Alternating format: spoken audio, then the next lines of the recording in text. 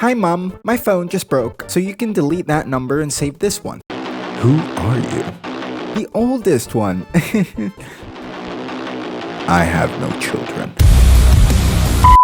It starts out with an innocent text, yet a few minutes later, you're wiring your money thinking that you're helping out your kid, when in reality, you just got robbed.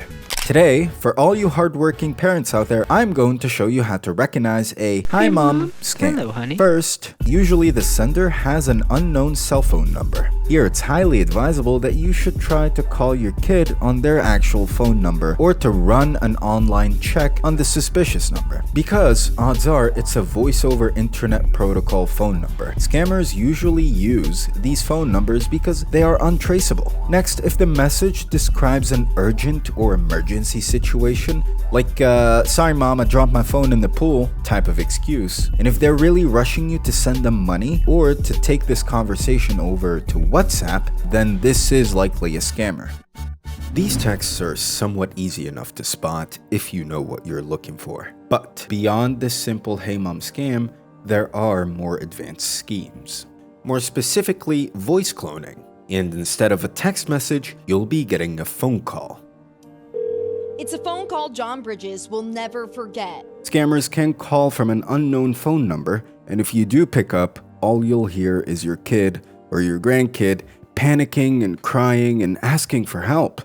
I said, "What's wrong? What's wrong?" She goes, "I've had an accident and I need your help." His daughter panicked and crying before another voice gets on the line. He goes, "I'm wanting to give your daughter back to you, but I need some cash." Warning of advancing artificial intelligence used to simulate someone's voice in imposter scams, the most commonly reported fraud in 2022, with losses jumping to $2.6 billion last year. Their targets mainly include elderly parents or grandparents. Generative AI has made it difficult to distinguish between what is real and what is not. Usually, wonky fonts, writing, or grammar mistakes could be indicators of a scam, but with the help of generative AI, these fraudsters can create convincing phishing and spear phishing emails. They can even impersonate company executives using their voice for fake phone calls or their image in video calls. What should you do to avoid being victimized? Don't rush.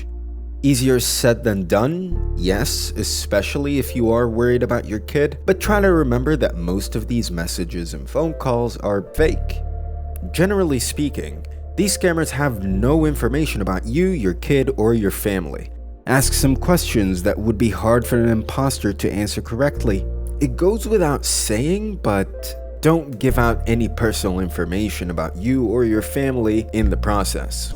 If they ask you for money, or the name of your bank, or any sort of specific information, try to call the person that they're trying to impersonate. Because most of the time, that family member is reachable and their phone is not quote-unquote broken. Never ever transfer any money based on an email or a phone call using one of these three: a wire transfer, a gift card, or cryptocurrency.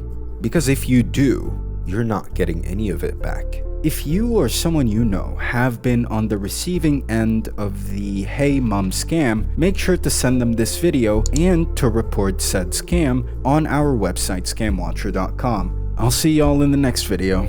Stay safe and stay informed.